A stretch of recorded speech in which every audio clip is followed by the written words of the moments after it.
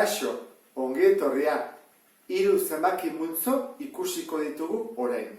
N, Z eta Q. Eta bat bestearen barruan sartuta dago.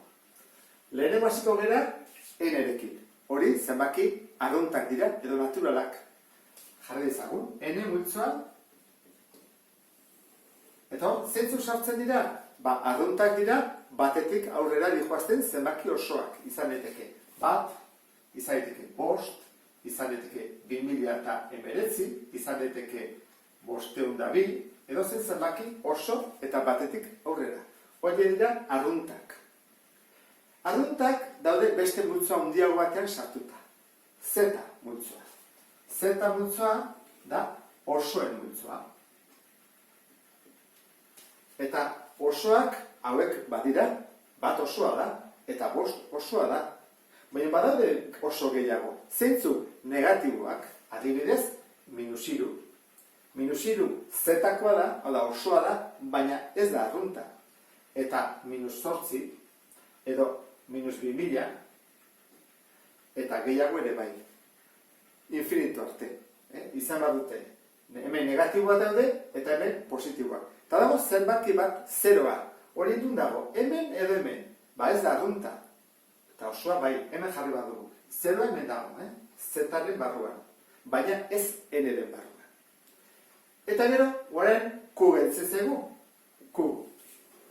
Multzo handiago bat.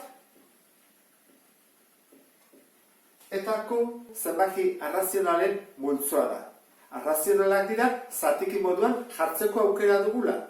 Orduan, 5 adibidez Q barruan aldago, bai, ze 5 jarri dezakegu zatiki moduan, 5 oso. Eta -3 ere bai, -3 oso. Eta zeintzu daude hemen barruan ez, adibidez, 3 laurden zatiki bat da.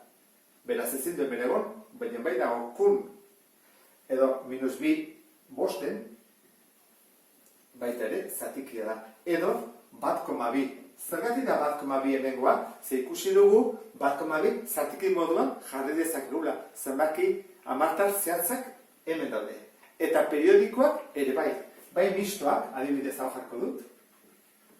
1,2 edo hau ere bai. 1,23 periodoa duena.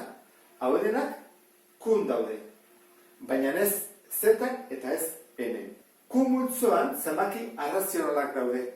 Orduan, hemenik kanpo ze zenbaki daude? Badaude zenbaki gehiago, ez direnak arrazionalak. Zeintzu dira irrazionalak.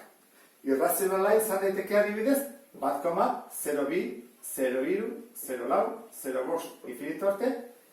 Zergatik, zenbaki hamartar ez zehatza eta ez periodikoa delako. Baita edago pi zenbakia. Edo erro bi. Hemen zenbaki asko dago. Infinito. Orduan, hori ere aztertu beharko genuke. Orduan, hauek dira zenbaki arrazionalak, zatiki moduan jartzeko aukera ditugunak, eta kanpoan zenbaki irrazionalak. Eta horrekin bukatzen dut. Beste bat arte, agur.